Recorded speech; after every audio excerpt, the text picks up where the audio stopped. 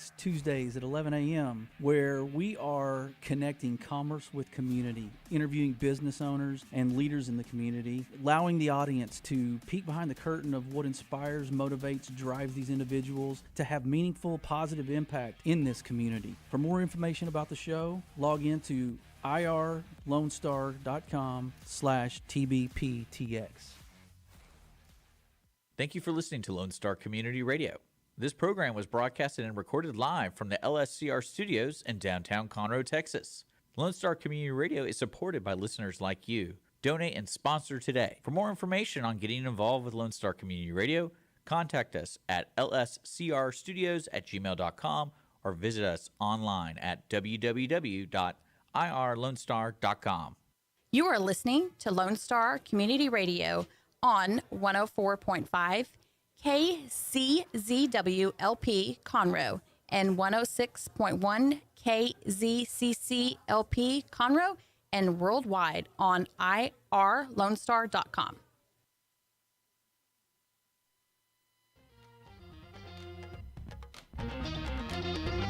Good afternoon, everybody, and thank you for joining us on the Cindy Cochran Show. We are live streamed on YouTube, and we're also live streamed on Facebook on the Cindy Cochran Show. And we want to thank our sponsor, the Wootton Financial Group. They're our sponsor. We're so happy to have them. Chris Wootton is great.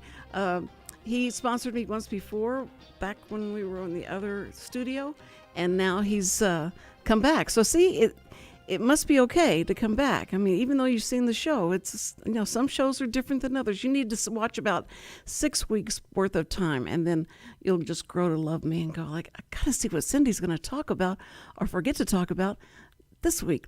Anyway, I hope that you stay with us because we have got a great guest today, Jeff Berger from the First Baptist Conroe Church.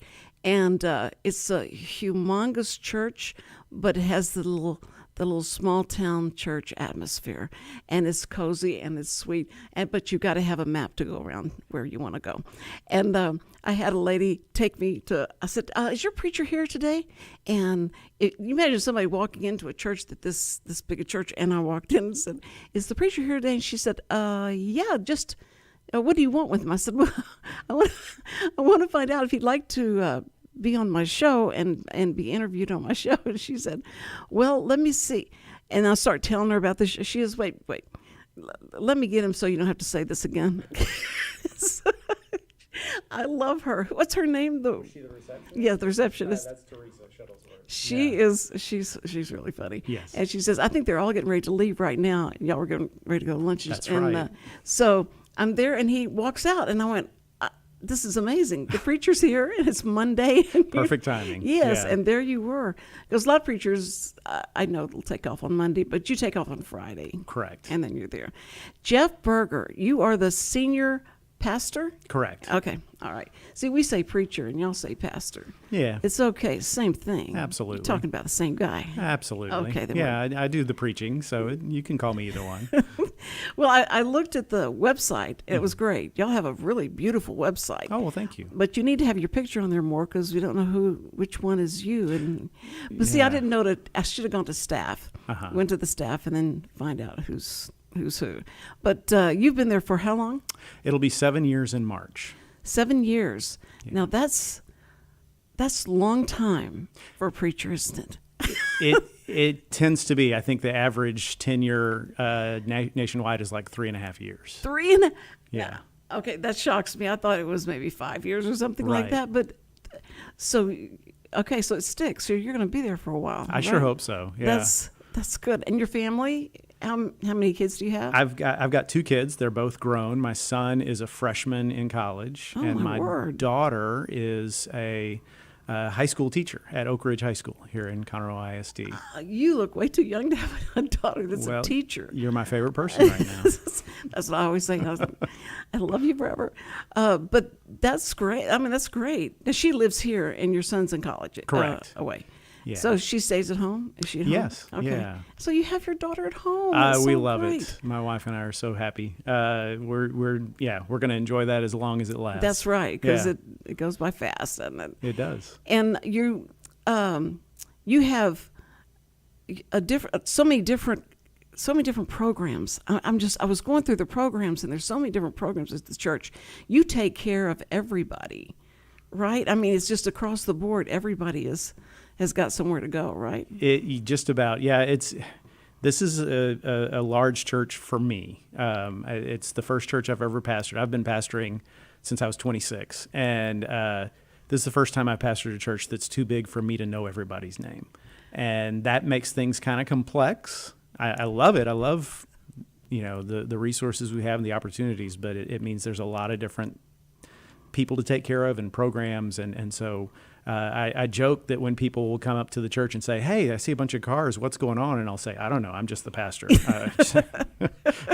I'm doing good to get there on Sundays." So, and don't feel bad about not knowing everybody, because as long as I've been going to my church, and I'll go up to people and go like, "Hey, hi, it's so good to see you.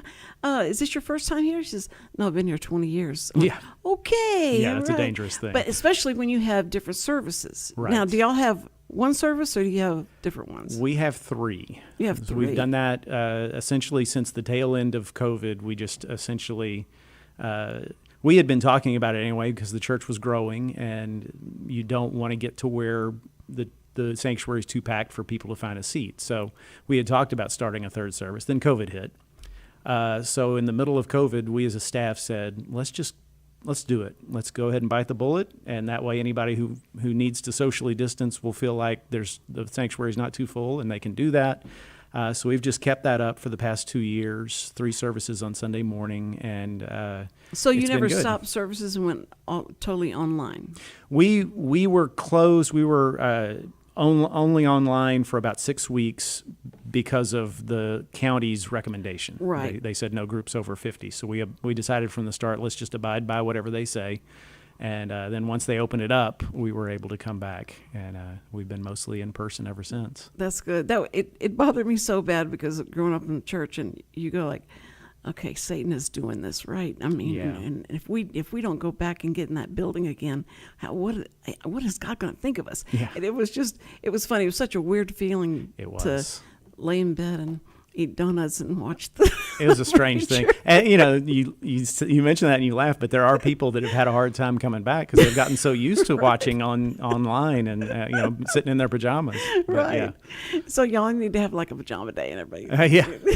It would be fine. But I think that it's interesting because of the way that the press and everybody else in the news are talking about how the churches have dropped to 30% in attendance and all, and that it's not thriving anymore. And I don't know if they're counting the people that do tune in and watch and are at home watching, or is it just the people that have come and sat down at the chairs? Has anybody come to you and said, "Are y'all losing people?" Yeah, we get that question a lot just from our members and from people we see who go to other churches. And this past year, we reached the point where we finally hit our pre-COVID attendance numbers, and we thought that was a really exciting moment. Yes, yes. But yeah, a lot of churches have struggled with that. Well, that's what we looked around, and we went to one service, and I loved it. I know it's, we're closer to each other and all that, but I loved it. And the balconies were full, and they finally got used. And so I think that they're thinking about going back to the second service because they're afraid that everybody's so close and compact. Yeah. But I like that part of it. That's absolutely. fun. New Year's Day, we had one service, just like You Christmas did? Day. Oh, and it was yeah. about half of our normal Sunday attendance, but because everybody was in one room, it felt so full, and everybody was just so excited to see each other. And so, yeah, there's that give and take. Right, right. Yeah, I understand. Is it anything that happened during COVID that you had to overcome, or that Oh, did gosh. hurt? Yeah. I mean, it was a stressful time for everybody. You had, in addition to the questions about can we meet on campus or not, you had people's livelihoods on the line, and people Right. struggling financially. You had people getting sick. I mean, like any other church, we lost some people who died of COVID. We had people who got very, very sick. Not many relative to the total population, but that happened. So it was a stressful time. I'm grateful. There was something one of our longtime members and deacons said to me in the middle of it. He said, because I was telling him, it's so hard to make decisions right now, and he said, well, there's not a playbook for this.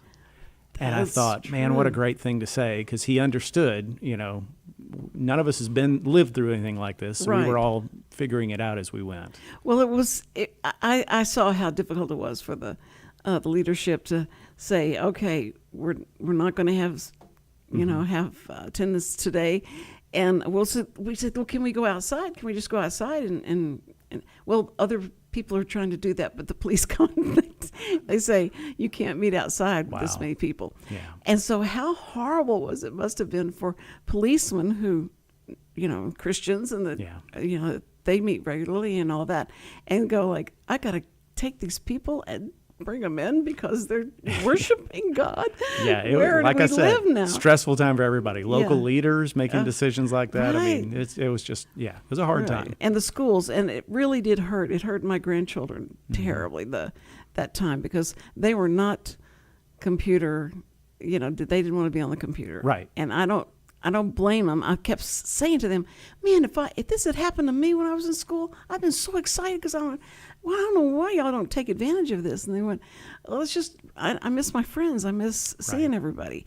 And these teachers, they're teaching us over the internet are, it's too difficult to get it, because I can't stop them and say, I don't get it. I don't understand.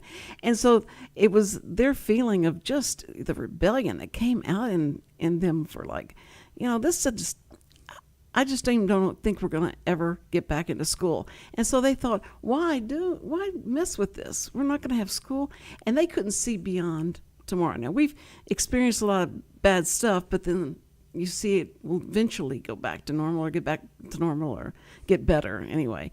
And they couldn't see it. They just couldn't. Exactly. Yeah. That was sad. So how many sermons did you preach on don't be afraid, don't have anxiety, don't worry? Yeah, that is definitely a topic I need to address often, and not just during COVID. I mean, anxiety is one of the plagues of our generation right now. And God must have known it was going to happen, because he talks so much about it in the Bible. Right. The most common command in Scripture is fear not. So fear not. That's right. Yeah, that's right. So anyway, so while I have you here, and you've preached for 7 years, so I think you probably got this, is the golden rule.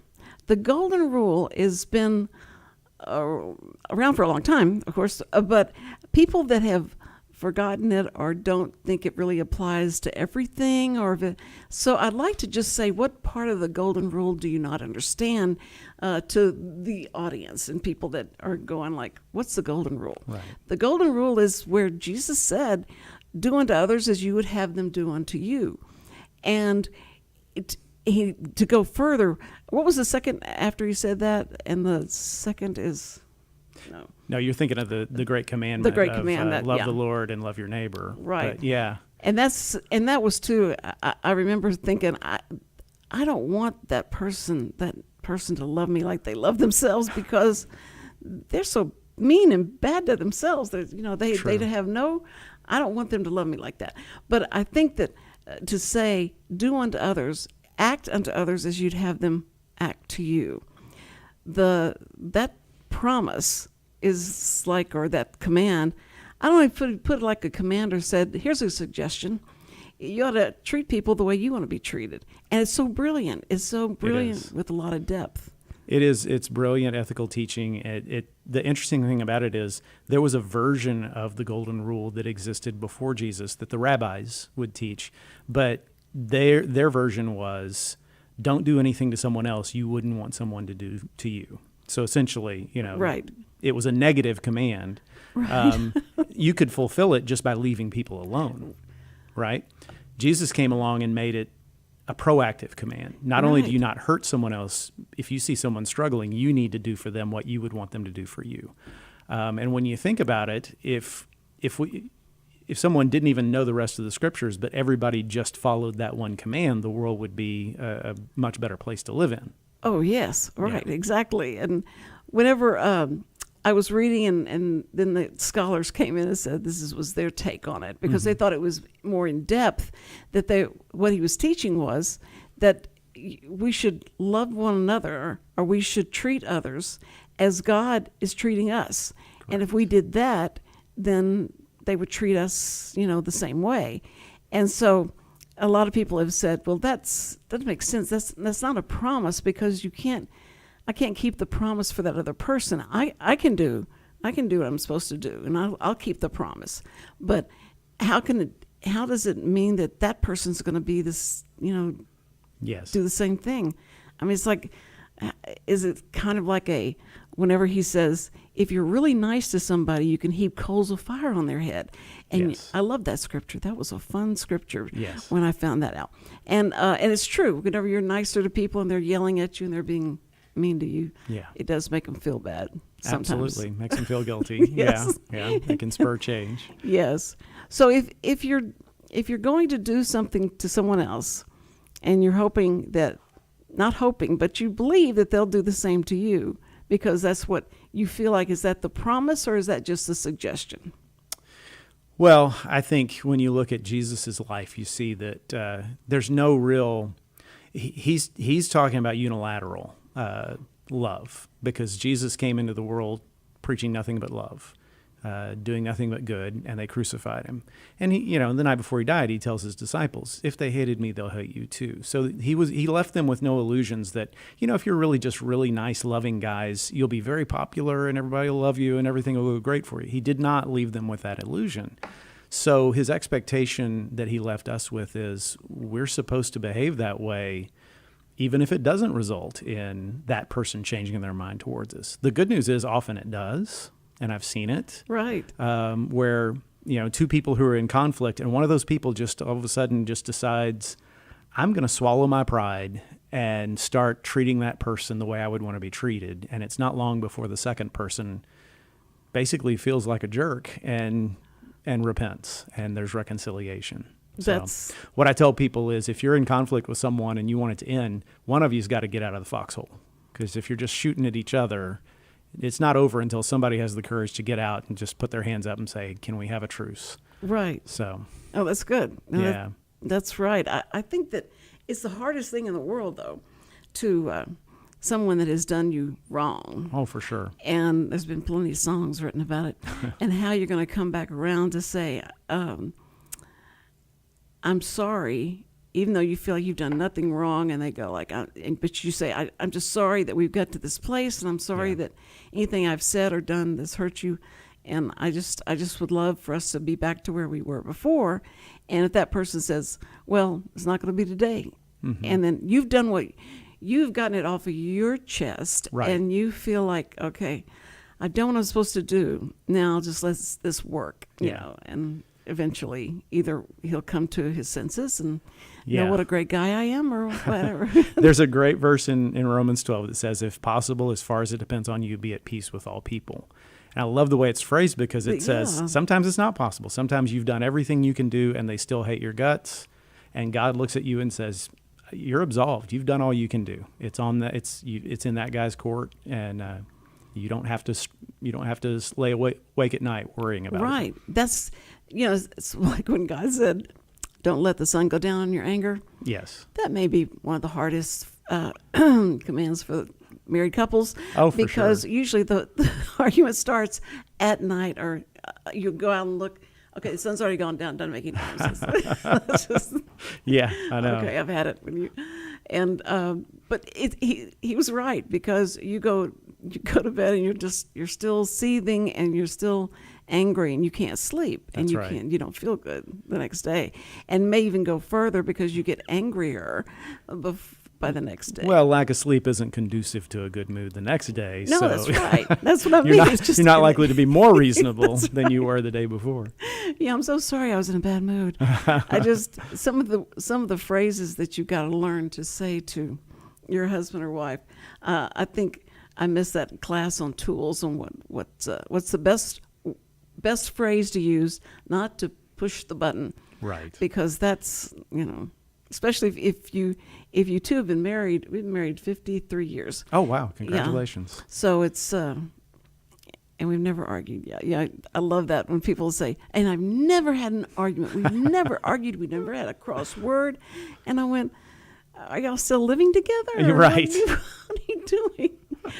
What have you done to make that happen? So you always want to look to those people. But what's bad is that you go, you've been married so long. What's your secret to success? I don't know if I can tell you that or not. No, I think that I wouldn't do any seminars and I wouldn't write a book. Mm-hmm. But it's just been like I guess, normal because you have arguments and then you get over it. And my daughter has said, it's so weird how y'all still love each other. How can you love each other after 53 years? And I said, well, ask him, and he'll say, it's because I never know what she's going to do. I don't know what she's going to say and what problem she's going to bring up that I've got to solve. And so it keeps it interesting. And she said he's really going to say that? And I went, probably not in those words, but it'll be something like that. That it was just when you love somebody, and a lot of times you get to a point where you're like, I don't even know you. I don't even know you, so I don't love you anymore. But if you push through that, that all comes back. And so the longer you stay with it. So people that have been married over 50 years, a lot of times will say, you just got to stay with it. That's right. Or it will go downhill.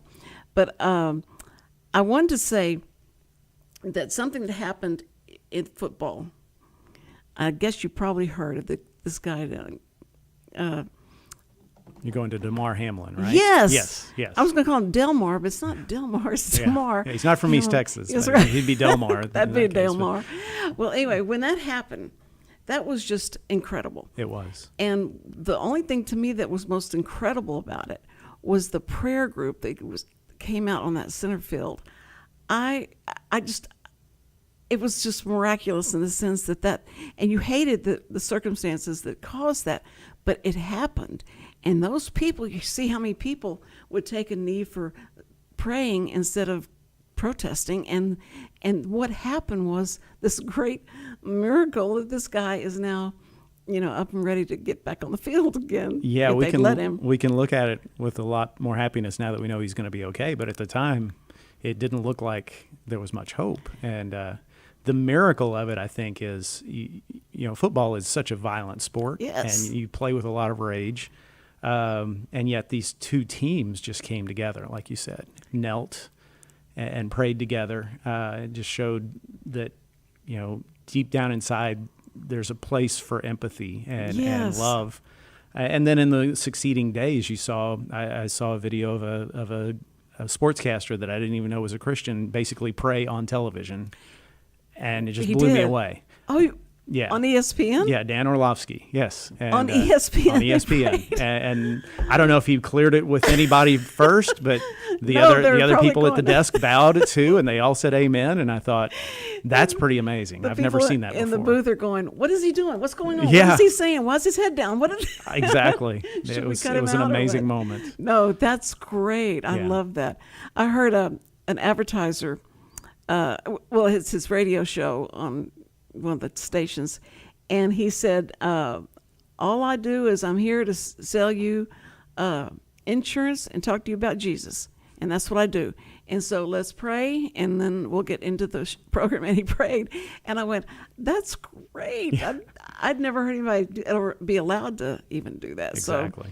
So that's wonderful. So who knows what we will experience and what will come, because this world changes so fast. Yes. And the things that are going on and what people are most concerned about. Have you kind of, as you schedule your sermons and all that, are you talking to the people and finding out kind of what their the problems are? Is that how you go about getting your next sermon?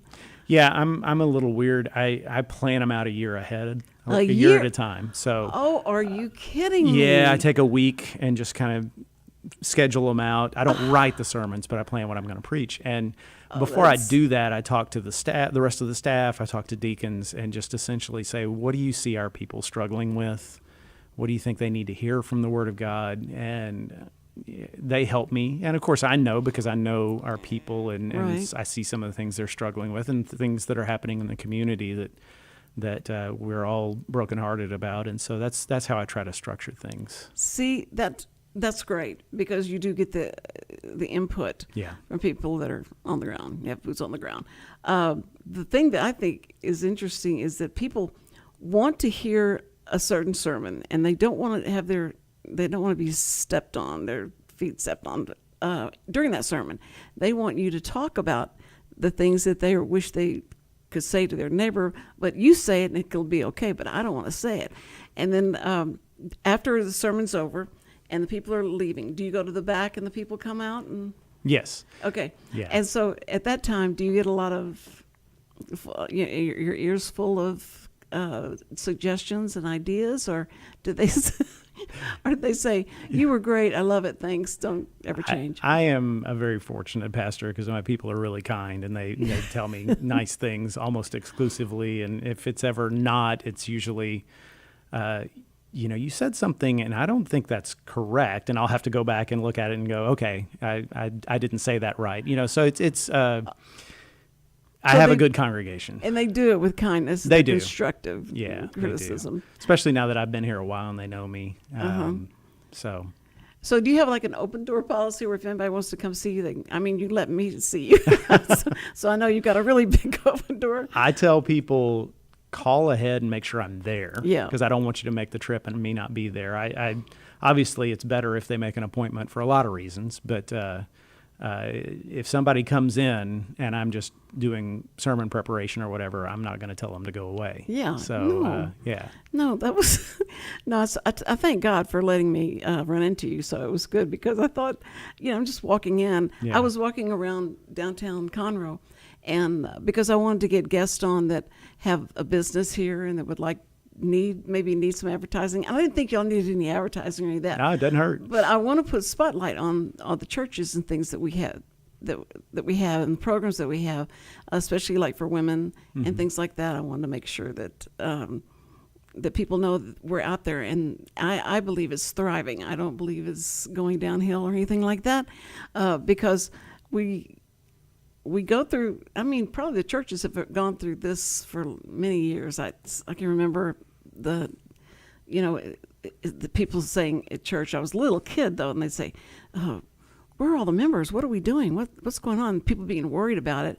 And then the church would fill up again, and there would be, so it would wax and wane, the kind of thing. And I feel like you can't lose hope because of those going on. Do y'all have Wednesday night classes? Yes, we do. Okay. Yeah, and I do a Bible study, and we have children's activities, teenagers activities, and choir and orchestra, and then right now we have a marriage group that's getting started, and there's something that's starting pretty quickly that I'm excited about. It's called Mama Bear Apologetics. So it's for moms to talk about how do I answer my kids' questions about God. That's great. I love that title. I do too. So I know it's going to be good.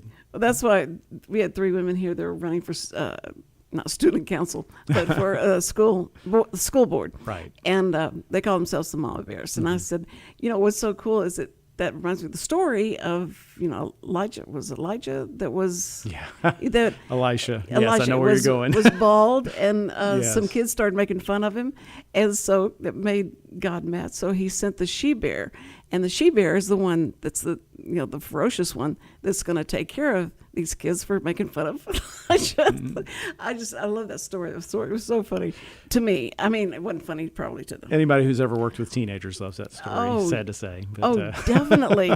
And that's the story you tell. Would you want God to send the she-bears after you? Don't mess with bald men, right?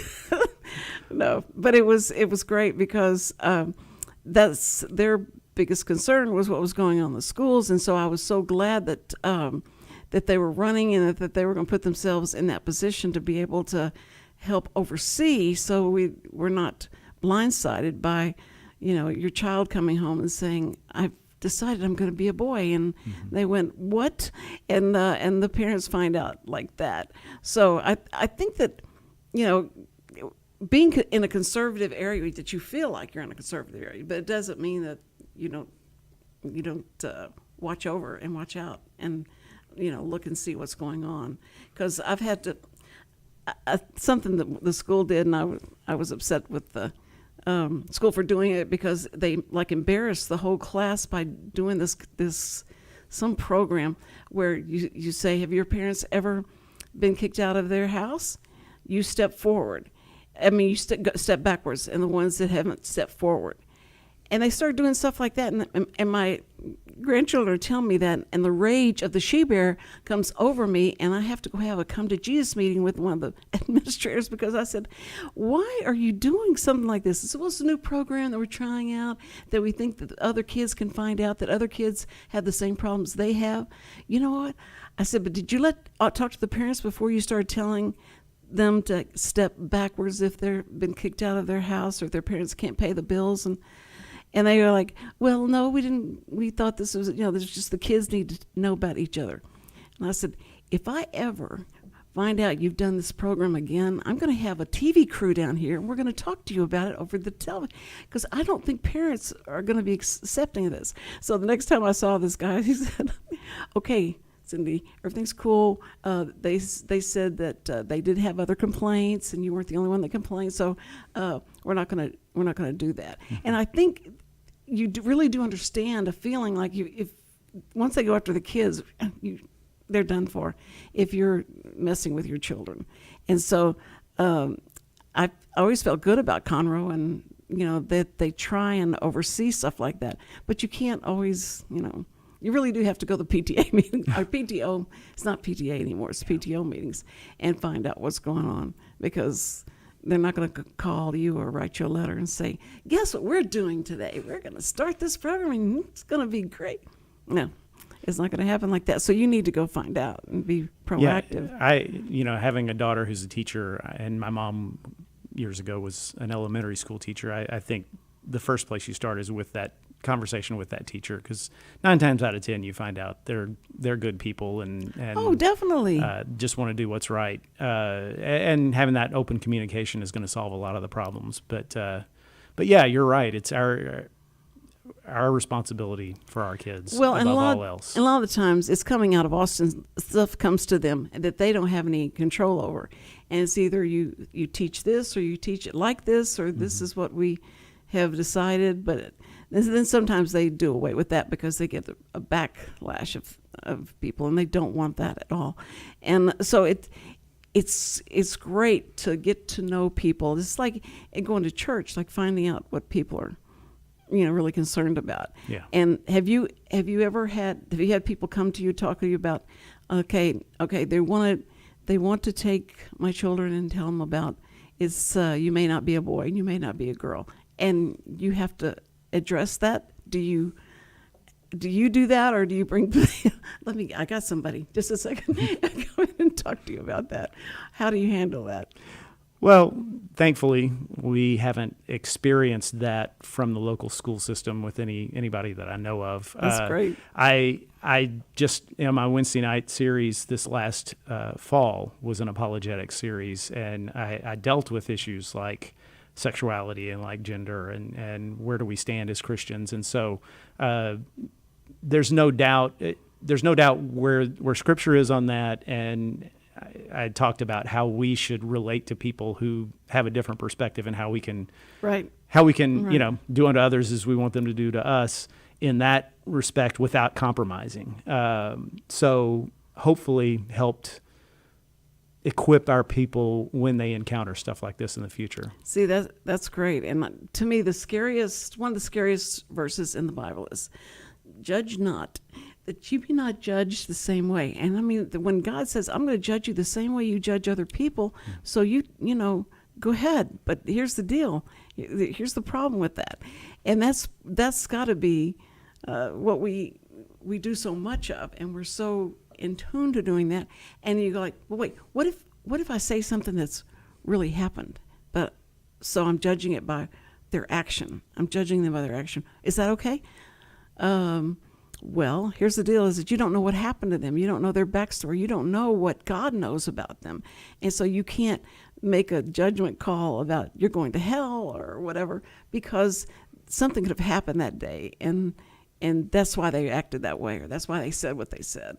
And it could be something that they were brought up, their parents talked that way, or their parents did this or that, and so they thought it was a normal thing to do. You don't know that, but you find it, easy to judge what they're doing. Yeah, and that whole judge not lest you be judged can be taken out of context. I mean, we are supposed to use discernment. Just the example I give is you wouldn't ask somebody to be your babysitter if you knew they just got out of jail, right? You wouldn't call somebody to be your pastor if he had wrecked the last church. So that's like discernment. Discernment, yeah. So judge not lest you be judged in context. I mean, the Bible tells us all the time to use wisdom and discernment in making decisions about people, but it's showing mercy. It's right. Yeah. Again, it goes back to the golden rule that you talked about. If I were someone who just got out of jail, how would I want people to treat me? And I think that's an important way to look at life. Like you said, knowing their context and what they've been through is important, but trying your best to see them as Jesus sees them, right. because he's not naive, right? He sees their flaws and he sees their weaknesses, but he loves them. So, love, that's the other thing, is love isn't always nice. Right. Sometimes, that's very good. Sometimes love feels like hate, because if I'm struggling with an addiction and a friend of mine, the loving thing is not to say, you're fine, Jeff, just go on and do you. The loving thing is to get in my face. I'm not going to be happy with you for doing that. Right. But that's actually the loving thing. You're risking that I may not want to be that your whole friend relationship, anymore, but you're doing the loving thing. And sometimes that's what love looks like from God too. Jim Carrey, yeah. This is going to be really the thing he did where he was going to be God and have to Bruce make Almighty. decisions. Yeah. And he gets to a point where he was talking about loving this his girlfriend. Right. And he said, well, then pray. God, who's playing God, says you should pray about it. So he said, I just want someone to love her through my eyes. And so I thought that was so sweet. Yeah. Oh, that's so great, because that was so true. He was being totally selfless. He was like, let someone else, Yeah, I actually that movie, my wife and I, that's we have a story about that. She was pregnant with our son when we went to see that movie, and very pregnant. We were getting close to the end, and the scene where Steve Carell is reading the news and Bruce causes him to babble, right, uncontrollably. My poor wife started laughing so hard. I got worried that the baby wasn't getting enough oxygen, right? So that's a very funny movie, but it's also surprisingly makes some really deep points. Yeah, and the prayers and taking care of prayers. My favorite, my favorite line in the movie is, he wants to get his girlfriend back. And he says to God, how can I make somebody love me without counteracting their free will? And God says, welcome to my world. And I thought, whoa, that's pretty deep for a Jim Carrey comedy. True. It was surprisingly relevant. Well, in our family, everybody was kidding around, laughing and all that. And so we pray on the way to school. And when my grandson was like, I think 6 or 7, something, he did the prayer. And he said, at the end of the prayer, I hope this makes you smile, God. Wow. And I thought about God smiling. And so it was funny. It's like, I'm trying to picture his face with a smile on. And my grandson said, oh, I know what he looks like. I said, you do? And he goes, oh, sure. You don't know what he looks like? And I went, well, let me think about that. I don't know how to answer that. I don't know how to say, I have an idea, or I don't know. No, I don't know what he looks like. Could you draw that picture that you have in your mind? But it was such a sweet thing to think about God having that kind of, laughter, or think something's funny, because Jesus would say things that were, when we talked about the pin going through the eye of a needle, a camel going through the eye of the needle, right? And things like that you feel like, oh, I can relate to that. That was funny. Yes. So he could be a little sarcastic at times. Yes. So yeah. Well, imagine the people that he spoke to, and how long he didn't have very long. It was only like 3 years that he had to like get this done. So you can imagine, maybe that's why preachers only stayed 3 years. Yeah, maybe. I wish it was something as spiritual as that, but it's probably not.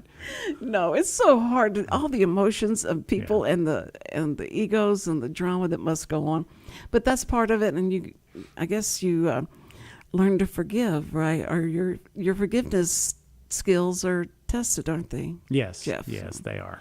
Yeah. Jeff Berger with First Baptist Conroe Church, and it's like wherever you are in downtown Conroe, you see the church. You understand that, right? Right. So can I tell a story? Please. So long before I got here, the main street ran right through smack through the middle of the church campus. So you had, on one side of Main Street was the sanctuary, on the other side was the church gym and a building or two other. And then in 2002, so 20 years ago, the city of Conroe closed down Main Street right where the church, dead ends into the church, and the church built the atrium, which is probably where you walked in for the first time the other day. Right. And it's beautiful. I want to give everybody a hug who built that, because it gives us this great place to just kind of hang out in between services or before or after. And it is. But yeah, I tell people all the time, this used to be Main Street, and now it's part of our church. That's interesting, because I remember walking up to it and I went like, how am I going to, they're not going to be open. The door's not going to be open. The door was open, and I walked in and there was all the pamphlets. And so that looked familiar. So I was reading all the pamphlets, and this lady that was cleaning came through, and I said, do you know where the offices are? Because I can't, it says that way, but it looks like there's a wall there. And she said, come this way. So I guess this was so funny to me. She took my hand and helped me down the steps. And it was so sweet. That is sweet. It was so sweet. I got to learn to walk better. And she took me down the steps. And then she says, just a little more steps. And then she said, he's right this way. But she opened the door and everything. It was great. So sweet. I was like, I have to, that's what I would do for you. I would take you down. But it was like, I've either got to put more color in my hair or I'm going to walk better. But I just want to tell you how nice your people. Oh, that's good for me to hear. Your people are. And it was very welcoming, so she could have walked right past me and said, I don't know where he is. Yeah. You never know good where luck, he is. lady. Right. That's right. Have fun. But anyway, well, that's interesting. That's like a history of where you are, but that is something that if anybody wonders where the place is what street is it on? It's on the street that runs in front is Phillips. Phillips, yes. right? But it's a one-way street, so no, Phillips is not one way, but Main Street dead ends into it. So okay, but Phillips is okay. Phillips runs in front of it. Okay. I always tell people, if you ever come downtown for jury duty or you have a court date, you park in our parking lot. You may not know it, but yeah. They love you because that's the worst thing in the world, is trying to find a place to park. Right. So that's really nice. Thank you. That's probably everybody's going to come now. They're going to think you're having church services all the time. Boy, that church is open all the time. Well, and if I can say this, I mean, if you're coming downtown for court, you're probably in a real stressful place, and if you just want to pop into the office and have somebody pray over you. Pray over you, yes. Because we're open 8:30 to 4:30 Monday through Thursday. So. And you open that up to the people that are being prosecuted, right?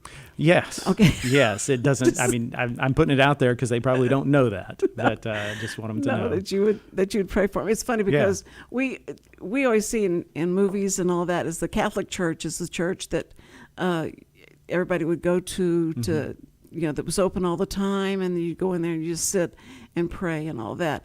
But I never saw a church that I went to that was like open for people just to come in during the week and go sit down and pray. And I thought that would be a really good thing to do, is just to have, since you have staff there all the time, that you'd be able to, let people come in and sit down and pray. But I think the security, they probably go, Cindy, yeah, here's the deal, and God knows it's a world full of bad and good people. It sure is. And so we want to hope that they're going to be good and they're not going to take anything that they see. But it is, but it's just interesting, and I know that everybody's staff and the churches and the staff that I've encountered around here, going around trying to find women's ministries to come over. Okay. And who's the head of your women's ministry? Do you know? We have a group called the Ladies Friendship Ministry, and the head is one of our church members named Gail Graham. It rotates, but right now she's leading it, and they have a Bible study on Mondays, and then they do monthly events, lunches, and have speakers come in. So that's one. I think we're getting ready to expand that. But then we also partner with Bible Study Fellowship, BSF. Now, this is not something we do, but it's an organization in town, and they have a ladies' Bible study that's really intense. We host it. So we don't have to do any work. We just have to open the doors and they come in. Oh, so that's every great. Wednesday, in fact, I have to find a different place to park because there's several hundred ladies parking in our parking lot. That's and I walk in, great. and there's women of every race and every church in town in that building, and it's really beautiful to see. That is wonderful. I've got to have her on the show. She have to come on the show. Yeah. The person who's in charge of that. Yes. Or your BSF, yep. And your lady would be fine. Yeah. Because I just want to spotlight that to let people know. There's no reason to sit at home and be lonely or feel frustrated and all that. There's so many activities that churches can bring you and that you can get involved in and do everything that makes you feel better. You're going to feel better for it. Yeah, and the irony is, we're the loneliest generation, I think, in American history, and our smartphones, our other devices that were supposed to make life easier have instead caused us to get behind closed doors and never talk, and it's killing us. So, whether it's church, definitely, I'm going to be brand loyal to church. But if you're part of any organization, just getting people out of their homes and together is going to be a good thing for them. Right, exactly, Yeah. and they will find that what God said, don't forsake the assembly. There was That's a right. reason, not only to hear about my word and all Hebrews that, is 10, to be able to live it, and to feel better about yourself and feel like you're not alone. That's So, right. And he's given us, he gave us a brother, he gave us a father, and there's so many grandmas and aunts and uncles at church. That's right. So it's good to go. So I thank you so much for, sharing with me and Absolutely. letting me talk. He said, we're going to fill up a whole hour. I said, yes, but it hadn't been quite an hour, but I want to let you go. I think that it's been great to have you. People need to hear this. People need to know that there's a lot going on in Conroe and that we are spiritually waking up. And I think the woke people woke up the wrong people, because the more we heard of what was going on and things that could be taking over our children or whatever, is like, okay, I'm not going to let that happen. So I wake up. But Jeff, thank you for everything that you do on every Sunday morning, Wednesday night, and all that's Thank you, keeping Cindy. people's spiritual health working. Yeah, it's been great to meet you, and I'm glad I had this opportunity. So nice to meet you. Somebody come by there, and I want to see your service, your worship service. You have the music there you have orchestra there? Yes, we have the three different kinds of worship. We have the very traditional in the early, and then a blended in the second one, and the third one is more contemporary. But yeah,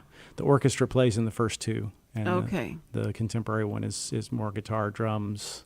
Okay, kind of that's thing. Yeah.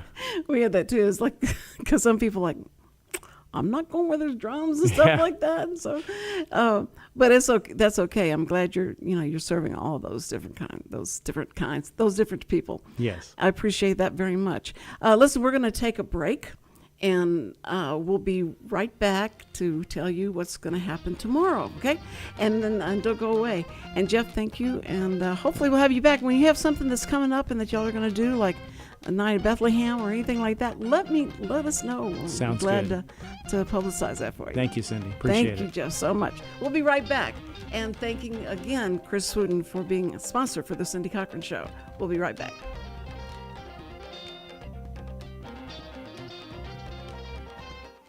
Every week, people ask the same two questions. Are they ready to retire?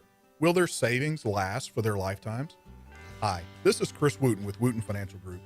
Our firm has been in Montgomery County for decades, but the hopes and dreams of the people we serve never change.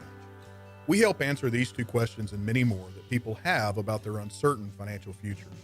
We have a simple introductory client experience that allows us to get to know the client and includes a few meetings for the client to kick the tires at no charge. We provide a concise, one-page summary that helps the client get a better handle on which questions are the right questions for them. To learn more about Wootton Financial Group's process in helping their clients to a clearer financial future and to see their contact information, visit Cindy Cochran's show page on irlonestar.com/TCCS. Wootton Financial Group is a proud sponsor of the Cindy Cochran Show. Wootton Financial Group is available by phone at 936-449-5952 or visit them on the web at www.woottonfinancial.com. That's www.woottonfinancial.com. Lone Star Boxer Rescue is a nonprofit organization serving Montgomery County and surrounding areas, dedicated to the health and well-being of the boxer breed. Lone Star Boxer Rescue is run and managed 100% by volunteers since 1999. Our main objective is to rescue, rehabilitate, and rehome boxers that come to us from many sources, including local animal shelters, owner surrenders, and strays. For more information about Lone Star Boxer Rescue, visit our website at lsbr.org.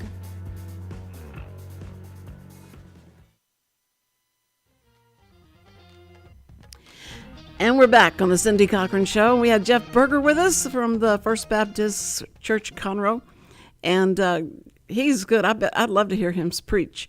So tomorrow we have Taking Back Sunday Nights. This is so funny because so many churches have not, they don't use Sunday nights anymore. I used to go to church Wednesday night, Sunday morning, Sunday night, and then anything else that they had going on. So it was funny when they stopped doing Sunday nights. And these guys are talking about they want to take back Sunday nights. And so he's going to be coming in. He's driving in from Louisiana to be here tomorrow at 2:00. And we're going to talk about Southbound is the group that's going to be there. And we'll talk about where this event's going to happen. It's on the 15th of January. And so we'll talk where and all that stuff that happens tomorrow with Cody Holly. Shut up. Richard's going, oh no, you can't remember anybody's name. Cody Holly. I thought that said Cindy. I just saw the C and I thought, of course, it meant Cindy. Cody Holly is going to be here tomorrow. And so you guys be with us. And listen, first responders, I just always say we love you so much, but we love you because of the fact that you're the ones who are always running to the danger and running to protect us. And we run the other way. And so we just love you for the bravery that you have and just how much love and that you give to this country. Thank you so much. And we will...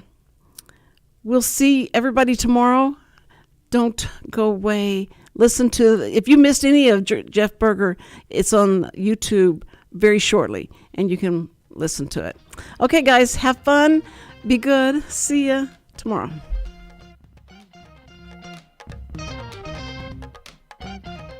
This program is sponsored by the Wootton Financial Group. It is not the intent of Wootton Financial Group to render or offer personalized investment advice or financial planning advice through this radio program or any related website. Wootton Financial Group's participation in this program is limited to providing general information on financial matters and should not be construed as financial recommendation or investment advice. Investment advisory services are offered through Game Plan Advisors, Inc., a registered investment advisor registered with the Securities and Exchange Commission and the state of Texas. Insurance services are offered through Wootton Financial Group, Inc. Game Plan Advisors and Wootton Financial Group, Inc. are affiliated through common ownership, and neither firm is affiliated with The Cindy Cochran Show. No listener should assume that any information presented and or made available on this program serves as the receipt of or a substitute for personalized individual advice from Game Plan Advisors, Wootton Financial Group, or any of their representatives. Health Center Southeast Texas is a federally qualified health center. We accept Medicare,